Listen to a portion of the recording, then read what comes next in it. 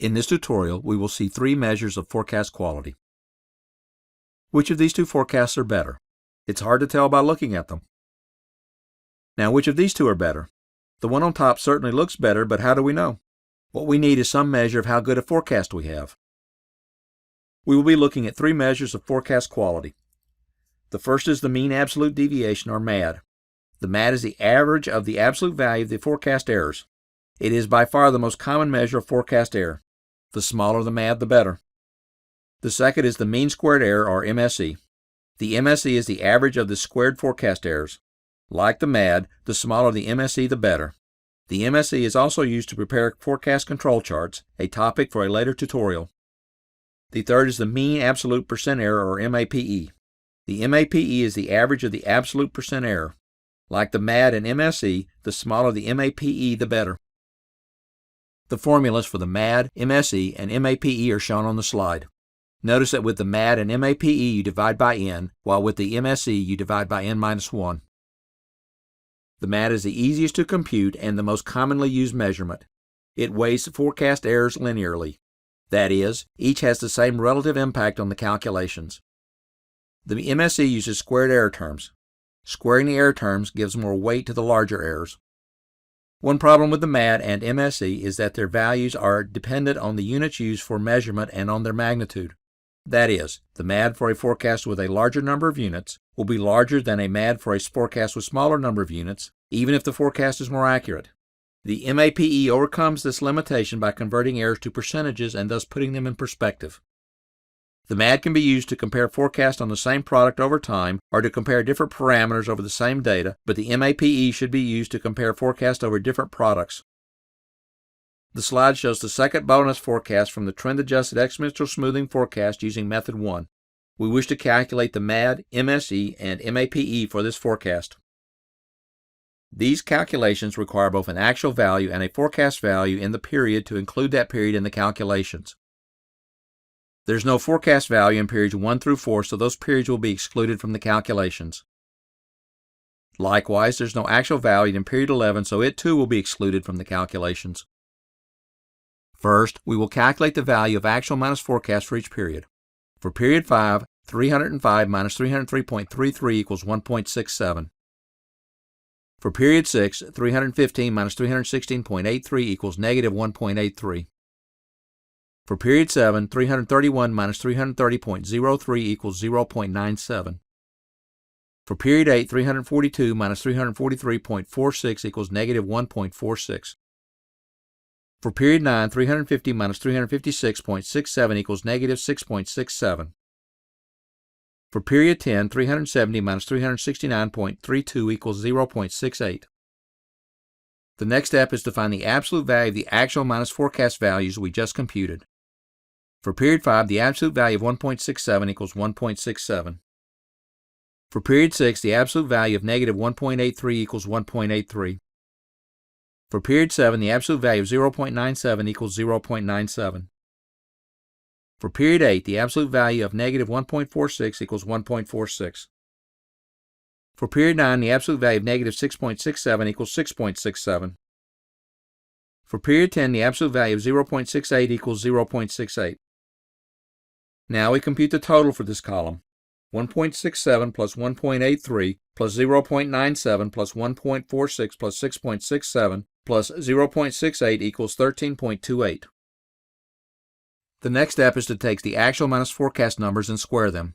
Since squaring removes any negative signs, we could also square the absolute values we just computed and get the same results. For period 5, 1.67 squared equals 2.789. Since we are squaring two-digit numbers, I am rounding the results to 3 digits. For period 6, negative 1.83 squared equals 3.349. For period 7, 0.97 squared equals 0.941. For period 8, negative 1.46 squared equals 2.132. For period 9, negative 6.67 squared equals 44.489. For period 10, 0.68 squared equals 0.462. These numbers sum to 54.162. The next step is to take the absolute value of the actual minus the forecast values computed earlier and divide them by the actual value. These will be very small numbers, so we will be maintaining 6 decimal points. For period 5, 1.67 divided by 305 equals 0.005475. For period 6, 1.83 divided by 315 equals 0.005810. For period 7, 0.97 divided by 331 equals 0.002931. For period 8, 1.46 divided by 342 equals 0.004269. For period 9, 6.67 divided by 350 equals 0.019057. For period 10, 0.68 divided by 370 equals 0.001838. These numbers sum to 0.039380. We are now ready to compute the MAD, MSE, and MAPE. The only numbers we will be using are the totals we just computed and the sample size of 6.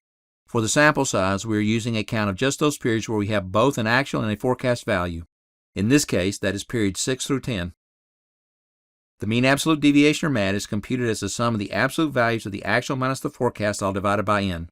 We earlier found this sum to be 13.28, and 13.28 divided by 6 equals 2.21. The mean squared error, or MSE, is computed as the sum of the actuals minus the forecast squared all divided by n minus 1. We earlier found this sum to be 54.162, and 54.162 divided by 5 equals 10.83. The mean absolute percent error, or MAPE, is computed as the absolute value of the actuals minus the forecast divided by the actuals, all times 100 and divided by n.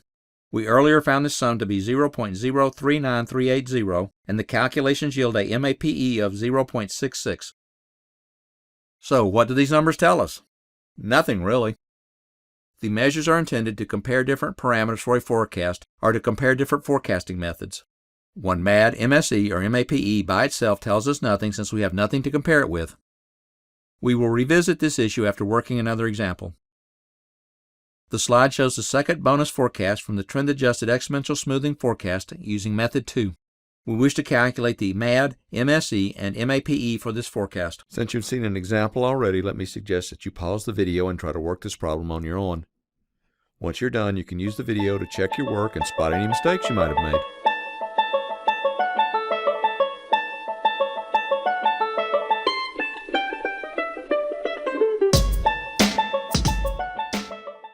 The first step is to compute the actual minus forecast values. We ignore period 1 since there's no forecast, and ignore period 11 since there's no actual. Notice that this example has a sample size of 9 rather than the 6 we saw earlier. 258 minus 250 equals 8. 278 minus 251.04 equals 26.96. 290 minus 254.50 equals 35.5. 305 minus 258.95 equals 46.05. 315 minus 264.63 equals 50.37. 331 minus 270.73 equals 60.27. 342 minus 277.97 equals 64.03. 350 minus 285.56 equals 64.44. 370 minus 293.07 equals 76.93. The second step is to take the absolute value of the values we just computed. However, since all of these numbers are positive, none of them changes when we take the absolute value. The sum of the absolute values is 432.55. The third step is to square either column of the numbers we just computed. 8 squared equals 64. 26.96 squared equals 726.84. 35.5 squared equals 1260.25. 46.05 squared equals 2120.6. 50.37 squared equals 2537.14. 60.27 squared equals 3632.47. 64.03 squared equals 4099.84. 64.44 squared equals 4152.51.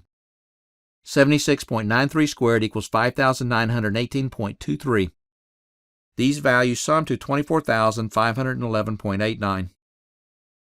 The fourth step is to take the absolute value of the actuals minus the forecast computed earlier and divide them by the actuals. 8 divided by 258 equals 0.031008. 26.96 divided by 278 equals 0.096978.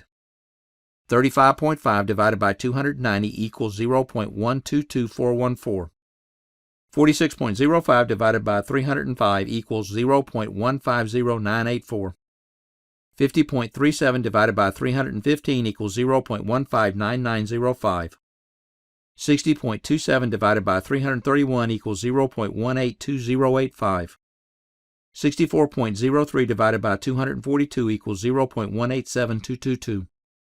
64.44 divided by 350 equals 0.184114. 76.93 divided by 370 equals 0.207919. These values sum to 1.322629. Using those totals, 432.55 divided by 9 gives us a MAD of 48.06. 24,511.89 divided by 8 gives us an MSE of 3,063.99. Finally, 1.322629 times 100 divided by 9 gives us an MAPE of 14.7. The MAD for Method 1 is much lower than the MAD for Method 2, so Method 1 is a better forecasting approach. Generally, when one approach is better when evaluated by the MAD, it will also be better when measured by the MSE and MAPE, as is the case here. If you found that this video helped you with your operations management problem, please consider liking the video and even subscribing to the channel.